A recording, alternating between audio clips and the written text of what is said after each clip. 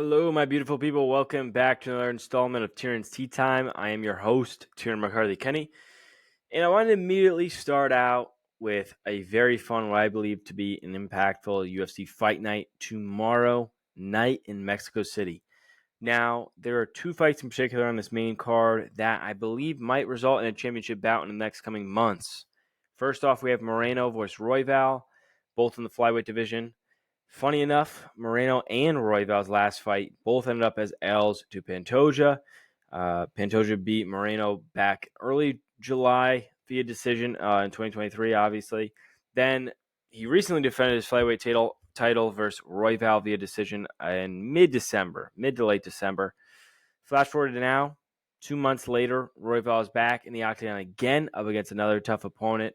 I'm not totally set on who I think will win. I don't really have a bull in the fight here. I don't really care who wins. It's also probably better for me personally that I don't have somebody that I'm rooting for on the journalistic side of this. But Moreno's been very inconsistent, a bit streaky lately, and Royval is just also coming off a major loss to a belt and is already getting back in the octagon less than 3 months later on short notice because there was a fighter that pulled out that got injured and wasn't able to fight against Moreno. So Royval stepped in. Now, it seems a bit risky off the cuff, right? If I were a betting man, it just seems a little similar to a little Volkanovski-esque.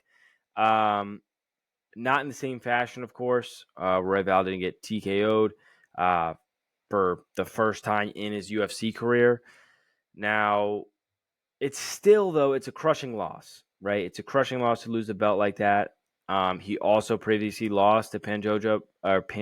Excuse me. I apologize if I get any of their names. I pronounce it wrong. I mean well. I got ridiculed on TikTok, of course, for this, which I partly wasn't even in the wrong for last week, but still. One of them, Tempura, I pronounced completely incorrect, and I knew how to pronounce it. I don't know why I said tempura. I was probably hungry or something because that was a little weird.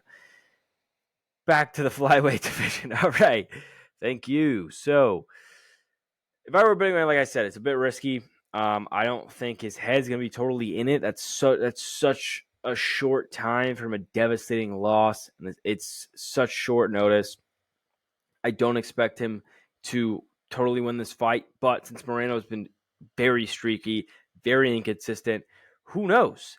And regardless of the outcome, I think it's going to be a popcorn-worthy fight. These are two high-level strikers.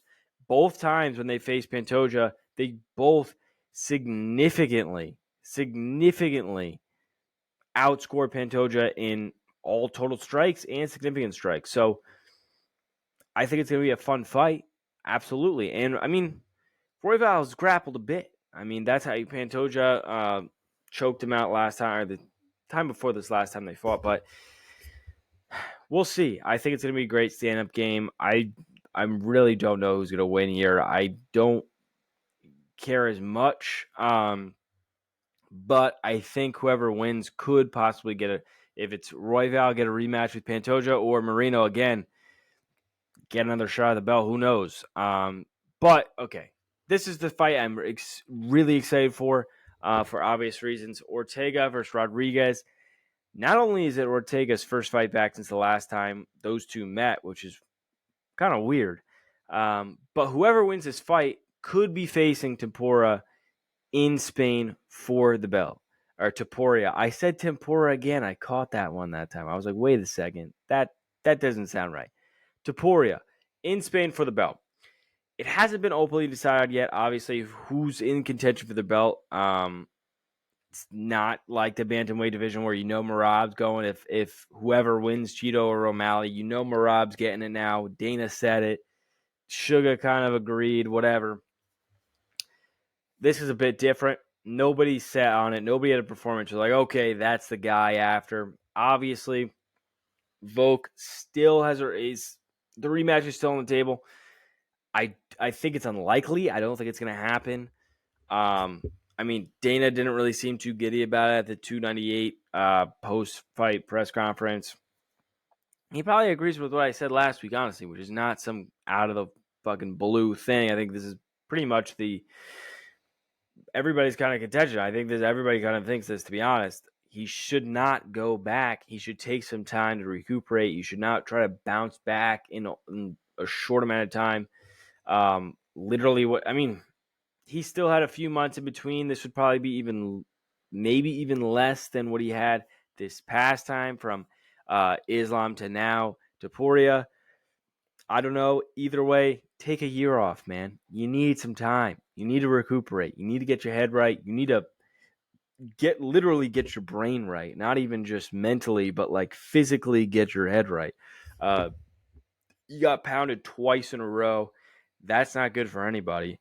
I'm sure this is the consensus between everyone. Dana didn't really like it. So I think the winner of Ortega versus Rodriguez makes sense, right? So Ortega kind of brushed it off a bit when he was asked if he should deserve the shot, but Rodriguez was all for it. And this was very surprising.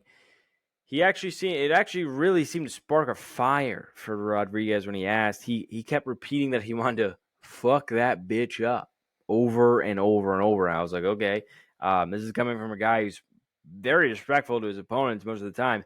He even literally said in that same breath he doesn't want to fight Ortega because of how much he likes him, how much he likes his family. But this is his job. This is what he has to do, right? But when you see that fire come out, you're like, oh, shit, you know? He just plainly doesn't like the guy, and he literally said that. He referenced how Topuria was calling it out on social media, talking shit, saying all this stuff, and it seems like he doesn't really respect it, and he doesn't like the cocky, sort of arrogant energy that Topuria embodies. So I would 100% expect a Topuria call out if Rodriguez gets his hand raised tomorrow night. It'll be interesting. I don't know. Who knows, to be honest. And it kind of sucks because their last fight, obviously, Ortega got hurt. He had a shoulder injury. Shoulder injury while they were clinched up and they were kind of grappling a bit. That ended. Rodriguez got a TKO for that, but it was really because he got injured. So now this is a kind of continuation for this fight. We'll see who the true winner is, and whoever wins might get a title shot. So it should be interesting. Another fight that I'm actually pretty looking forward to, and I was excited that it was on this card, just out of pure curiosity and enjoyment, is Raul Rosas Jr. versus Ricky Teresios. I forget how to pronounce his last name. I apologize. Don't at me on TikTok. Just because Raul is a clear phenomenon. He has so much potential. I mean, he's the youngest UFC signing ever at 17 years old. Now he's 19 going on 20. Fighting grown professionals. It's fucking amazing. Who doesn't envy that? I don't know much about Ricky, but his last 4 fights have been all decisions, and that's typically not how Raul operates. So I expect Vegas to be right on this one, a minus 285 for a Raul. Oh my God. Raul W. We'll see what happens. Here's my reaction next.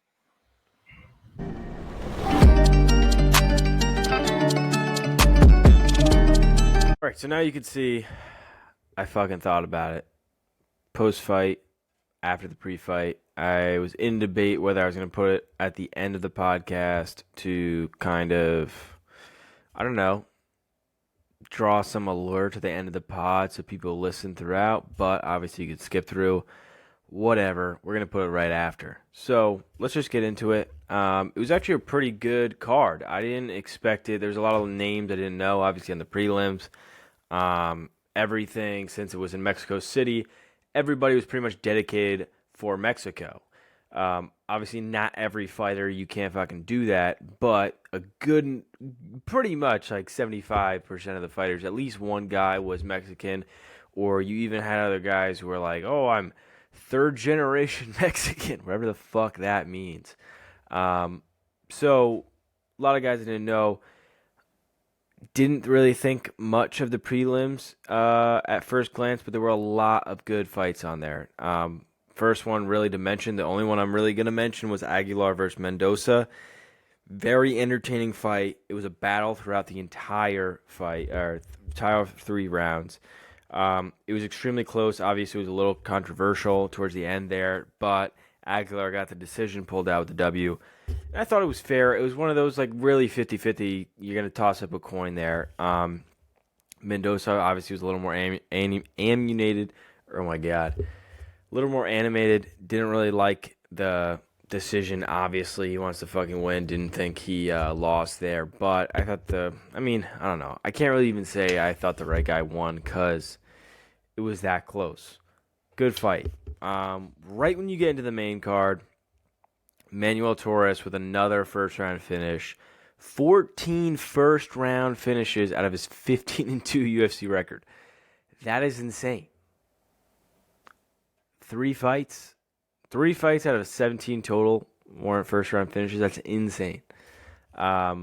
He called out Paddy at the end, which would be very interesting, but I think Paddy obviously has this sense of popularity. I mean, that's the entire reason, really, why Torres is calling him out is because Paddy's popular, internationally popular. But I think Paddy's doing the same thing. Like, obviously, he just fought Tony Ferguson. I think he's going to go after sort of bigger and badder names. I think Manuel Torres will obviously get more and more popular, especially if this fucking streak of first round finishes is going to increase. But until he really gets a bigger name on the stage here, I don't think Paddy's really gonna play into that. I think it would be a very fun, bloody battle, especially with these two going at it, but I just think it's a little unrealistic.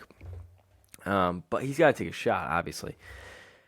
Unfortunately, Rosas Jr. fell ill, couldn't fight. It was confirmed, though, that they'll fight next week at the Apex during UFC Fight Night 238.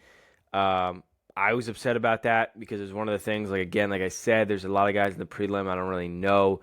Some of the fights were like, there are a few hidden gems in there.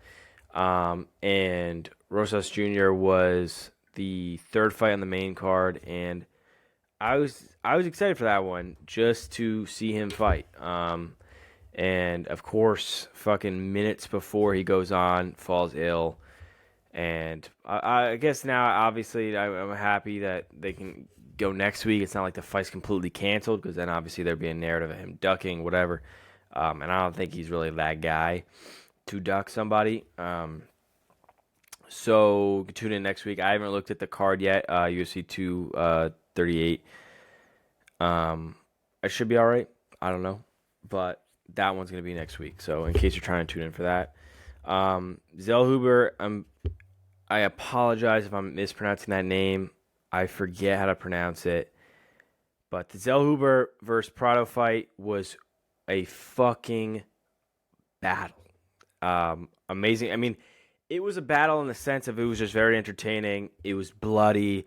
It went the full 3 rounds. Surprisingly, somehow, it was a amazing example of heart, of tenacity, intensity. It was great. I mean, this is why you watch fighting, but don't get it twisted. It was 1,000% one-sided. Don't get it twisted. Zellhuber kicked the fucking shit out of Prado, but it was just such a courageous performance by Prado. Didn't get knocked out.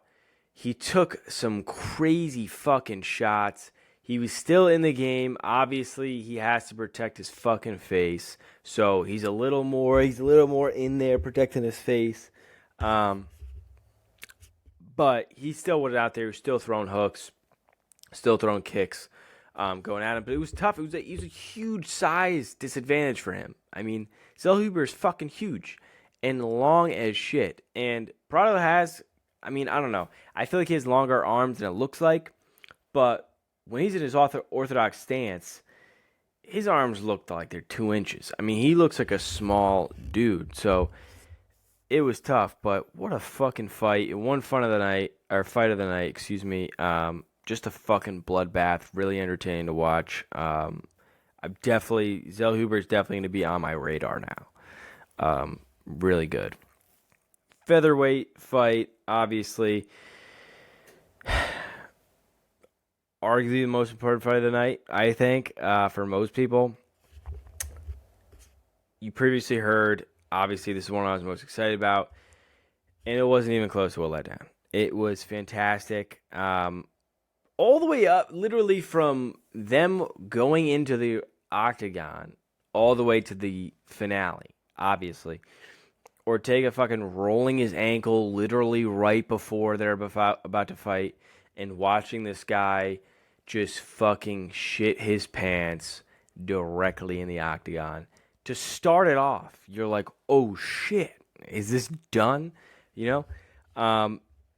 I was on the edge of my seat for him. I'm literally on the couch over here, just like, what the fuck? Is this gonna completely fuck everything up? Is he? At first, I was like, oh shit, is he gonna be like out or whatever? Is he limping? He's gonna limp out. He was kind of walking, kind of pacing a bit, kind of doing these little hops, just trying to, it's like when you jam your finger and you're just kind of trying to shake it out, like you're just trying to get it out. Huge mental fuck for him, though. Like, major mental fuck, and really could have fucked him. And honestly, long term. There could have been serious long term implications for that mentally. And he even said in the post fight press conference, too, it was a huge major factor or mental factor for him, even just walking in to the arena. He was saying, like, even during the injury process, he was still active. He was still doing stuff. So it wasn't like he just had this big bulk of time and then came back and everything kind of felt foreign when he's just going through the motions. But he said it's way different than sparring. Once you get into this arena with 22,000 people screaming at you, booing at you, saying whatever the fuck they want, it ups the ante. It's a completely different intensity. There's so much pressure. And not to mention he's coming off an injury against that guy, coming back for his first fight since that injury, hasn't fought in a real fight, at least a UFC fight since. It's a little nerve-wracking. And then you immediately get into the octagon and fucking roll your ankle doing some little jump. Like, that's going to fuck with your brain. So, like I said, I'm on the edge of my seat, and like, I personally even know how it feels, like, coming off an injury like that and competing. It physically doesn't feel the same. That body part just doesn't feel the same, or muscle, whatever it is for you. And you're already nervous of getting in that position again. You're nervous of re-injuring it, of feeling that pain.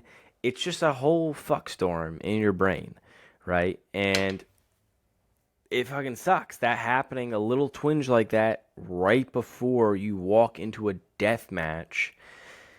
Yeah, it's going to be in the back of your head. It's not fun. So I definitely was a little bit empathetic for him in that regard, and was nervous about the fight outcome. I didn't have anybody specifically I wanted to win that fight, but I want a fair fight. I want both people at the full strength. I want a good fight. So, yeah, I'm going to be a little nervous about that. Interesting storyline. And like I said, we could absolutely tell it definitely did fuck with his brain. This first round, Rodriguez came out with a fucking fire. A fire, passion like never before. Came out trying to take this guy's fucking head off. Absolutely tried to seize the moment. He came at Ortega like my fucking dog does when she sees steak. It was like ridiculous. Just foaming out the mouth. Several knockdowns. Everything was connecting. Ortega literally looked like, at the end of the first round, looked like he just had a 5-round fight previously before this. Seriously, he was fucked up. And if you look at him in the post-fight press conference, he looks crazy. He looks a little crazy. He was eating everything, though. He took it like a champ. But seriously, he then saved his ass second and third round, really the rest of the fight. Never seen that before. He achieved top control most of the second round. Towards the end, he had a minute or so of just mean ground and pound, really busting up Rodriguez's eye. And you can see when they go back to their coaches, Rodriguez doesn't have that fire anymore. It kind of came and went. And Ortega built up a ton of momentum that carried him into the, I mean, you just would have expected, like, I don't know. I'm kind of going off topic here. I'm just still on the blazing fire that Rodriguez had. It's just still in my mind. How does that just go away like that so quickly? And it was literally just one round. I mean, obviously that's a third of the fight, but he was so intense and you felt it through the screen of the TV. And immediately Ortega just gets control, top control. They're kind of just like doing a little hand fighting, things like that. He's trying to get into position, obviously, to submit him. And gets a ground and pound and fucks this dude's eye up. And that was it. Like, just gone. It was raging a few minutes ago, and it was just clear as day that he lost all of his confidence. And like I said, Ortega, top control most of the second round, ground and pound, build up a ton of momentum, carried on, and I don't know, he pulled it out. Like, there's not much else to say. He carried momentum. He did what he had to do. But it sucks because, in a way, Rodriguez really lost that fight himself. Obviously, Ortega executed the way he needed to. But it was kind of a letdown in that sense. It's one thing if Rodriguez turned it on the entire fight, or even if it diminished a little bit, but he still had a fighting chance. And Ortega just pulls it out. Better man pulls it out, but clear as day, all confidence lost. Ortega just completely took advantage of that, submitted him, got the W, and it's a bummer. I really was expecting and wanted to see the fucking wind-up of Rodriguez versus Topuria in the next few months, but obviously, and we all know this, but Dana 100% confirmed that there's no shot right now that that's going to fucking happen after him losing. But just think about how good that lead-up would be of them beefing at these press conferences, over social media, all this stuff. It would have been so great. And I think those personalities clashing would have been so entertaining. Would have been fun for everybody. It would have been a Spain v. Mexico battle. That would have been interesting. There were a lot of different storylines. And now we're in a weird fucking place. Like, we're in a really weird place. Obviously, so just to break it down, Rodriguez versus Ortega, the consensus was, okay, whoever wins this fight gets title shot against Topuria. Pretty much. We all kind of know Volkanovski not really getting the rematch yet. Or at least a shot at the belt yet. I think everybody knows that's not happening. Who knows? I mean, I could now, but I don't know. But Rodriguez lost, which was the obvious favorite for that fight, title shot. Now you have Ortega, and these pre-fight press conferences, he's already kind of ducking it. He's not really saying that he wants Topuria. He's not really saying he wants a title shot. He's kind of being super vague about it, not really wanting to answer the question.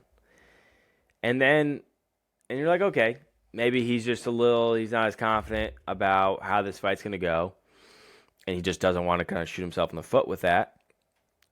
I get that. I probably would be a similar way. But then you win this fight in a magnificent fashion. You beat a really tough opponent. And you still are ducking it. He didn't call out anybody. And he completely ducked the question at the end of the fight. And immediately said, "Oh, I see Dana and I see Hunter right over there. We'll have a chat after or something, like just talk about. We'll discuss it." But again, like, you'd expect somebody to grab that fucking microphone and say, "Fuck you, Deport," like whatever. None of that. And it seems like he's ducking it, and he doesn't even want it. So then you're at a weird place of like, okay, if it's not Ortega, if it's not Volk, who is it going to be? Right? Who the fuck is it going to be? It's not going to be O'Malley. tell you that. I don't know. And it's weird because a part of me is like, okay, maybe he wants a couple gimme fights, gain more confidence. But then it's like, dude, you just fought a major opponent and beat him when mentally the cards weren't there for you. So doesn't it kind of give you more momentum of like, okay, maybe I can go after this guy? I don't know. It just seems like he's not confident. It seems like he's not confident. And I think it's fucking weird. I can get it, but I think after that performance, I think it's weird. So I think I'm predicting it's going to be another featherweight. I don't know who is it going to be yet. Then I'll fight Topuria. And then what I think will happen is I think it's going to be a Ortega versus Volk again for then the title shot against whoever it is. It's probably Topuria's probably going to beat somebody, especially if it's not one of these guys. Defend his belt, and I think winner versus Ortega versus Volk gets that title shot. That's what I think happens. O'Malley versus Topuria, get the fuck out of here. I don't think that's happening. And it definitely wouldn't happen in that quick of a turnaround after the Cheeto fight. If he wins, which I think he will. And I've also heard a couple good theories too of like, well, if they're going to Spain, well, wouldn't they have to do it? Wouldn't they have to cater to American time because of O'Malley's superstar and all this different stuff? And wouldn't you want to kind of have two separate superstars and not pin them up against each other, especially when it's so new to both of them? You kind of want to ride it out with both of them because they're so huge. I mean, think like Topuria already is fucking like astronomically big in Spain. He's already humongous over there. And then O'Malley obviously has been, I mean, now he's the champ, but he's had a good reign here for a bit. I mean, he's been very popular for a while now. So they're both extremely popular in their native places, and it would be kind of tough. Like, if it's gonna be the first fucking event in Spain, you're making a new business with Spain. You have this huge new superstar who's from Spain. You're gonna cater to Spain, so I don't think that works out. And especially with the turnover, I think it's gonna be too close. That's not happening. I did hear of a Sterling Topuria fight. That is interesting. That would be super fun. Who knows what the fuck's gonna happen? But I think somebody else is gonna fight Topuria. I think Topuria's gonna defend that belt. Then I think it'll be Ortega versus Volk for another title shot. We'll see. On to the main event.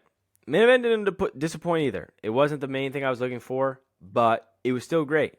Royval crying before coming in the arena was a bit interesting. Like, I heard in his interview with Ariel that he kind of like the entire time he walks out, he's kind of like, fuck, I don't want to be here. I wish this fight was canceled, all this shit.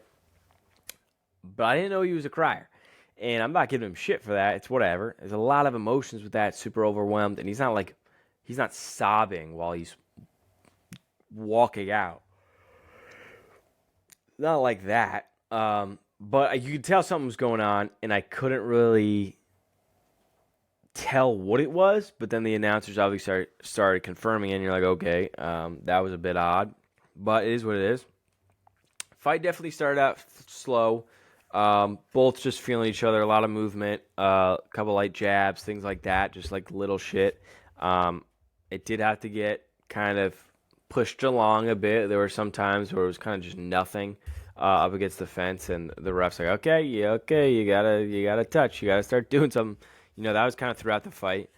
But then it kind of picked up as it went on. It would turn the Jets were turned on, as you want to say, considerably. Moreno was landing a ton on Royval to the point that he had a fucking small golf ball on the side of his fucking head. Looked a little crazy. I mean, it was nuts. But Royval almost got an armbar as well. Kind of fumbled it. And then he's thrown a fuck ton of shots too. I mean, it is a huge. I wasn't really expecting an armbar just because of how big of a striking match it was. I mean, Royval himself threw 556 strikes alone. Imagine throwing 5,500 fucking strikes in one fucking match alone. 775 in total between the two of them. Crazy. But in the first round is really when it got weird. And I didn't love it until the last fucking, I think it was 20 seconds. You can tell Moreno got tired, and which was a common theme tonight. Obviously, with the elevation, I think it was, 7,300 feet. I get that. That's a big deal. But you're also pro fucking fighters. How about you fucking handle your shit? How about you go there ahead of time, get used to it, train there, whatever. Figure it the fuck out. You're a pro fighter. I don't get it. This is what you want to do. Like, I would have probably done my camp there if I were one of them. And that's obviously, there are more implications with that. Of course, I'm kind of being a bit harsh, but I'm also kind of not. Fucking figure your shit out. You're a pro fighter. That shouldn't be a problem. It's a pretty easy thing to solve. You just got to be there and train there. I don't get it. Okay. But, so, I can tell Moreno got tired. He started doing body lock after body lock and just going nowhere with it. He would just lock him up and do fucking nothing. And it was stupid, and it was terrible to watch, and obviously it helps you with your control time, but it's literally like getting mountain jiu-jitsu and just being a dead fish. It's like, come the fuck on, dude. Who the fuck likes that guy? It sucked. And that's the one area that Royval had no issue with. He actually commented on this in the same interview with Ariel Helwani, and said he didn't train at all for the elevation since he lives in Colorado. And that's a valid excuse. And he was fucking right. He's like, I already live in a place where there's high elevation. Why the fuck would I need to train for it? And he was right. And it probably won him the fucking fight, to be honest. He did not slow down. He looked like Merab fucking last week. He didn't slow down the entire time, and he was fine. And it was a good fight all in all. I think the right guy won. I think there was a little controversy. It looked like Moreno didn't like the decision. He thought he won. Everybody's going to think that, I think. But I think Royval deserved it, for sure. What I found so interesting, though, and I'm surprised I didn't hear this from more people, I'm really surprised about that, was how similar the Rodriguez, versus Ortega fight was to this one. How similar these two fights were. I mean, Royval and Ortega both ended up with shoulder injuries. Both were dislocations. Obviously, it's different when you get in the nitty-gritty of it, in terms of what things tore and things like that. But two shoulder injuries, both dislocations, and they both happened while they were fighting the same guys they fought on this card, and they both fucking beat them. Am I the only one that thinks that's fucking crazy? I didn't hear one person mention that. Maybe that's my fault, but I think that's fucking insane. Also, Royval at the end, obviously won the fight, and he called out Pantoja. Obviously, Pantoja was in the audience. He has to fucking do it. That's the guy with the belt. He's going to do that. I think it's very likely we're going to see a rematch. UFC 301 in Brazil. It sounded like Dana was kind of on board. He did comment on his heart and him really going out there and getting it done. Especially too, like, obviously they fought several times, but the first fight, he got choked out by Pantoja. But this last fight in December went the full fucking 5 rounds, closer fight. And I think based off that, then he comes back short notice, beats the number 1 flyweight in their division. I think that's cause. Especially that it was short notice right after a loss like that, beats the number 1 guy. I think he definitely deserves that title shot. I really do think it's going to happen. UFC 301, and I'm not sure. I can't really. I'm still undecided on who I think would win that fight. Um, I think tonight was a huge confidence boost for Royval, and I really do think he has a legitimate shot to win it. And I think he'll get that title shot back. So, all right, that was UFC Fight Night 237. Now let's get into some NBA.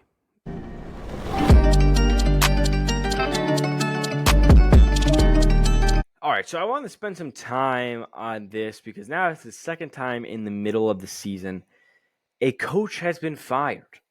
Okay, so far this 2023, 2024 NBA season, we have now had 2 head coaches fired from 2 possible playoff teams.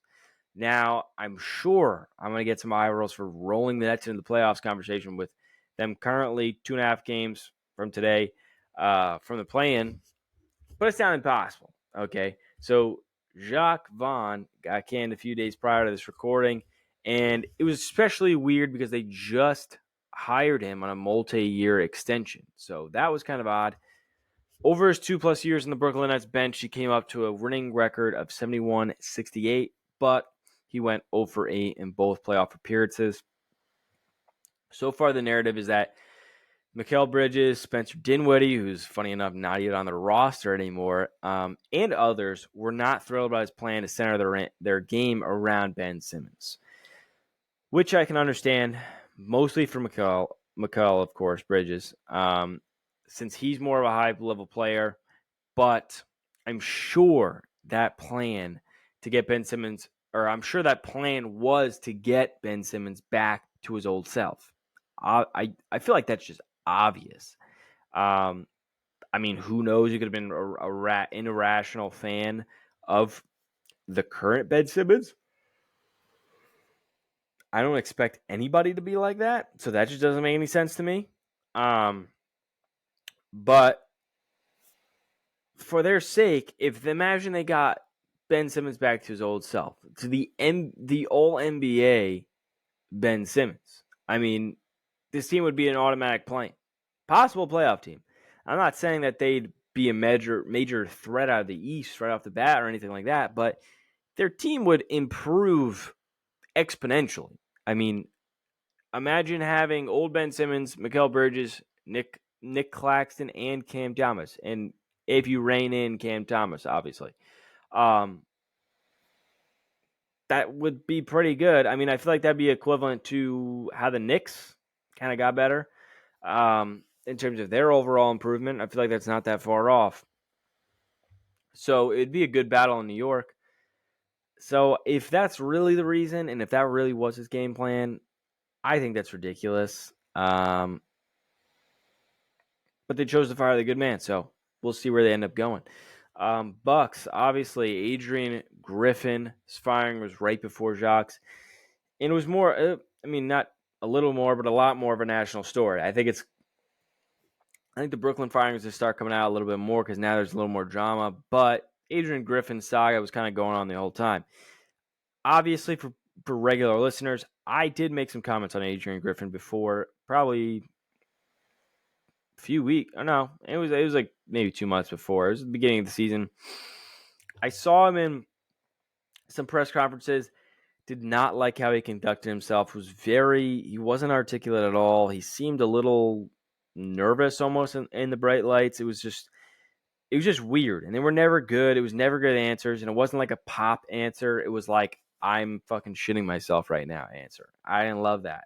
So I kind of understood. But then when I looked a bit deeper into it, then I was like, okay, I get it. Obviously, they're championship contender. But it's been a soap opera in Milwaukee the past years, and I feel like it goes unnoticed a bit. First, it was Larry Drew, 2014, fired after an awful first season, resulting in 15-67 record. Okay.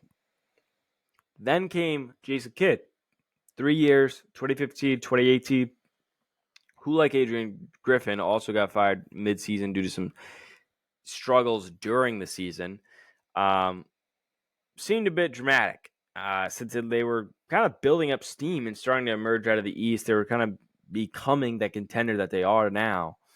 But who knows if they would have won a chip without Mike Budenholzer? Who knows?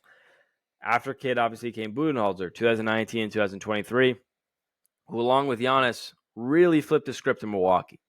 His record with the Bucks was 271, 120, 69% win-to-loss ratio, which is phenomenal, and he helped bring the Bucks a championship for the first time in 50 years. I feel like that should not go unnoticed. 50 years, okay, with that record? Are you fucking serious? Pretty remarkable 4 seasons, and it really seems like he was solely fired for last season's playoff loss of the Heat, which I understand. He didn't make enough adjustments on Jimmy. There were some blunders down the stretch they took responsibility for. And let's comment that Giannis called him out on it in the press conference with the adjustments on Jimmy. I guess it wasn't so blatant, but they were asked about it. He was like, he said, yeah, he didn't make enough adjustments. So, I don't know, take it how you want to. I've always thought it was extremely premature, extremely irrational, way too emotional. Yes, the 8th seed beat the 1st seed, but the entire year, everyone knew they were better than their record. They were nicknamed the Zombie Heat for a reason. And if they only waited until the playoffs were over, if they waited for the offseason, they probably wouldn't have made the same move, right? You would have seen that the Heat were a final team, and they weren't just a final team. Jimmy dominated everyone. It wasn't even like it wasn't a contest. Jimmy literally murdered everyone. Okay, he played on an insane level. A MJ LeBron-esque level. More of LeBron-esque level because he didn't end up winning the chip. Haha. So, come on, guys. Like, what the fuck? I get the 8th seed, 1 seed, whatever the fuck. But, dude, they murdered everyone. Jimmy murdered everyone. There probably wasn't an adjustment to be made. It wouldn't have worked. Jimmy was too hot. This firing always upset my stomach. It was ridiculous. It was so clear how good he was, how impactful he was for this team, and they lost one time to an 8th seed, and he freaked out. And the 8th seed went to the chip and beat out every other good team. So, come on, it was ridiculous. It's upsetting. Then after Budenholzer, obviously came along Adrian Griffin, who was fired about half the season in with a fantastic record. On paper, it makes 0 sense. He was a first-year head coach with an incredible 30-13 record, high seeding, and that's all with a huge change of personnel, right? And you'd say, well, it's a whole new team for him anyway, so it doesn't matter that they got new players. Well, actually it does, because all those players that were there before the new additions weren't adjusted. So he still has to work through all of them meshing and gelling still, even if he's new. So there's a lot going on. There's a lot going on here. But, of course, when you dig a bit deeper, there were there were several internal issues among him, the players, and then him and the members of the coaching staff. So, via The Athletic, there are reports that he yelled at his lead assistant coach, Terry Stotts, in front of the whole team during their training camp. Griffin told the team's assistant coaches that he wanted to have a separate huddle with them after they finished the huddle with the players. When the huddle with the players concluded, Stotts went to speak to Damian Lillard and Giannis. As Stotts attempted to start a conversation with Lillard and Giannis, Griffin called to Stotts to join the coaching huddle. When Stotts asked for some time with the players, Griffin yelled for Stotts to join the coaching huddle. The incident occurred in front of the entire team, sources said. This led actually to Stotts actually resigning from his job. So it wasn't like he just yelled for him to come back. I think he screamed at him. I think he let loose on him in front of everyone. Then, in December, Chris Haynes via Bleacher Report reported Bobby Portis openly called out Adrian Griffin in front of the whole team after their in-season tournament playoff loss to the Pacers. Then after that, it was reported that there were steady rumblings for weeks from Giannis and other Buck vets about their displeasure with Adrian Griffin.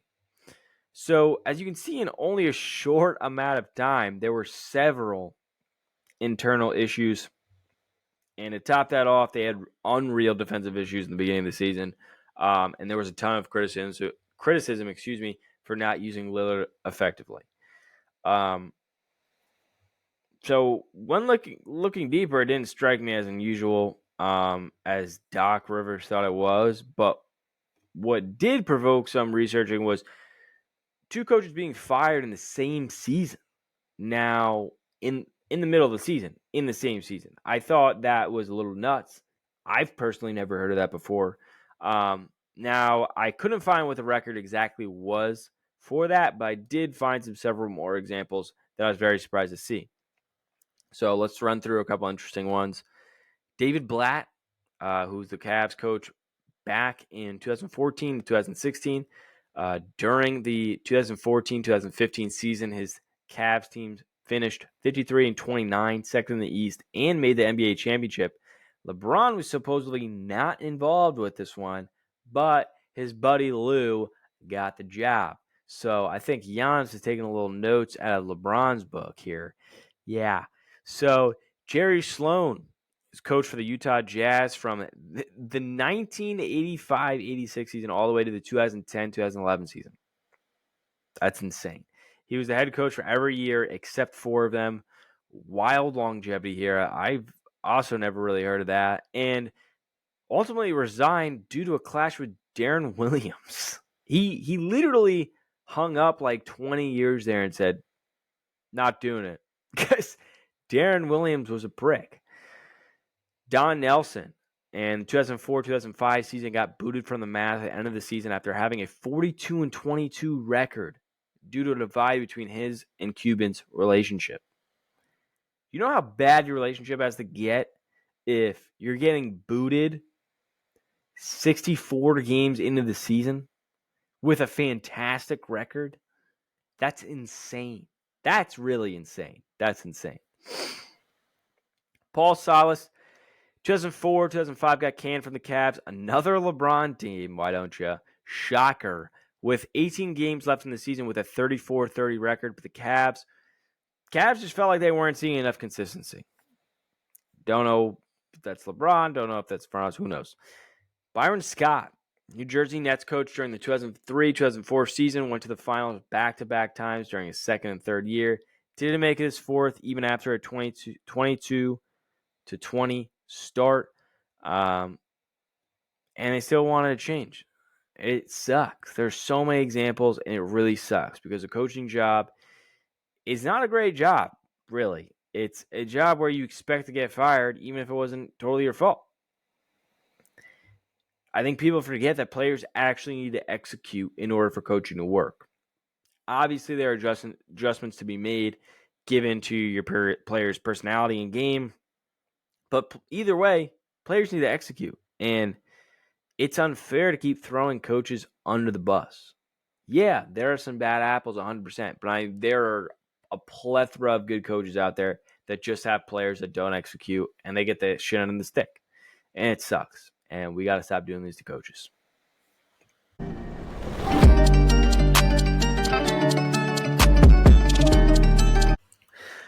All right, so we are back, and this has been a segment in my head for literally years now, and I just wanted to give you my 2 cents on it.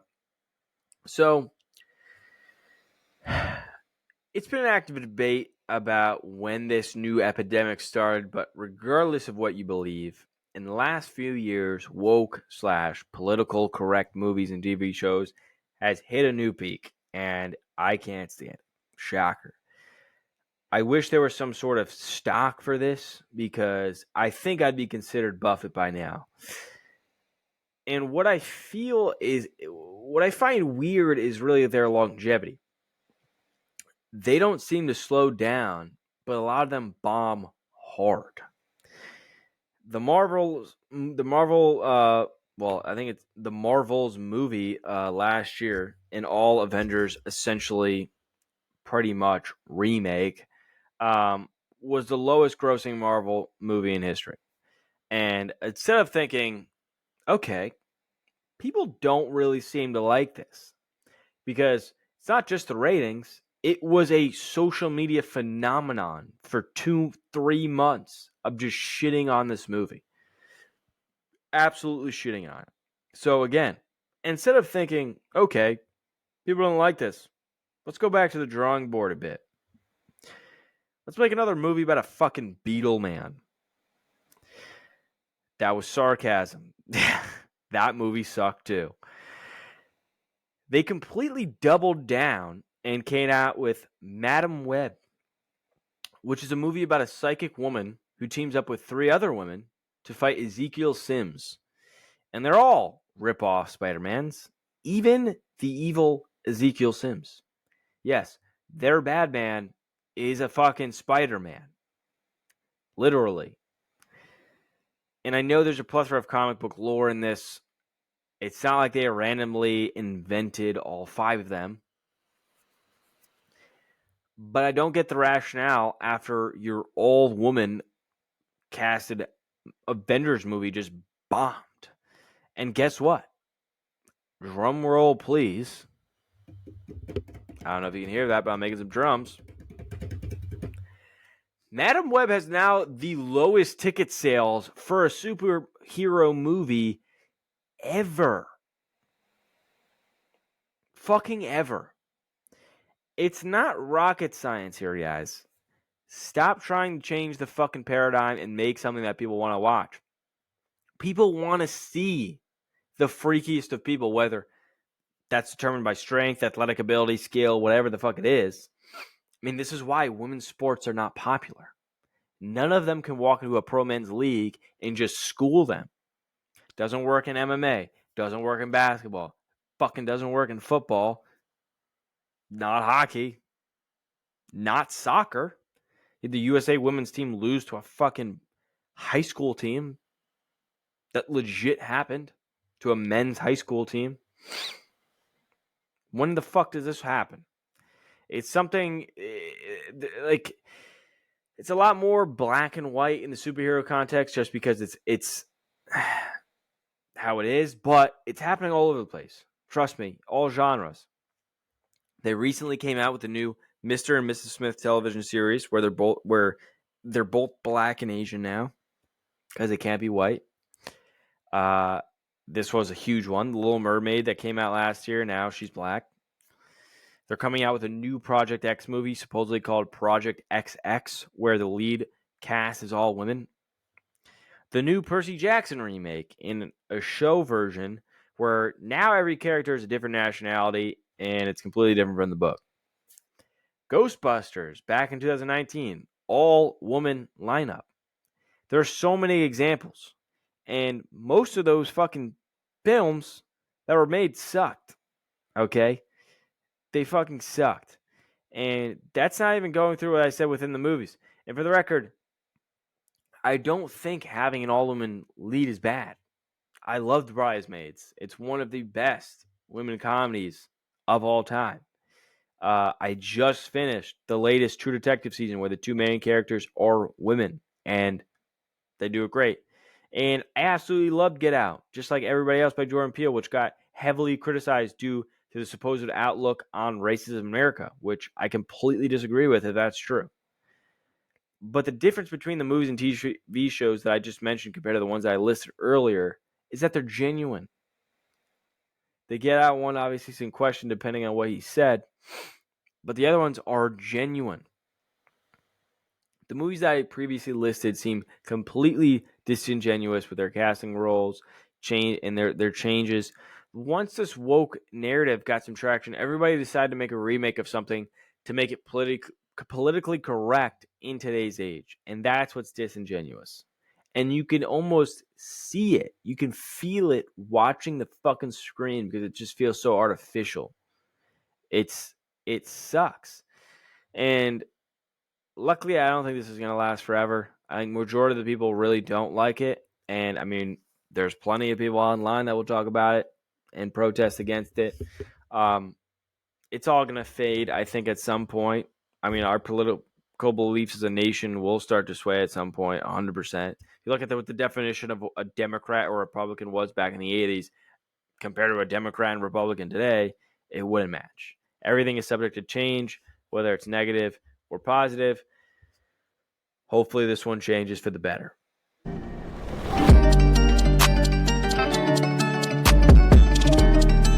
And that's a wrap. I hope you guys enjoyed the pod. Don't forget, we are putting out full video podcasts on YouTube and Spotify now as well. Go check those out.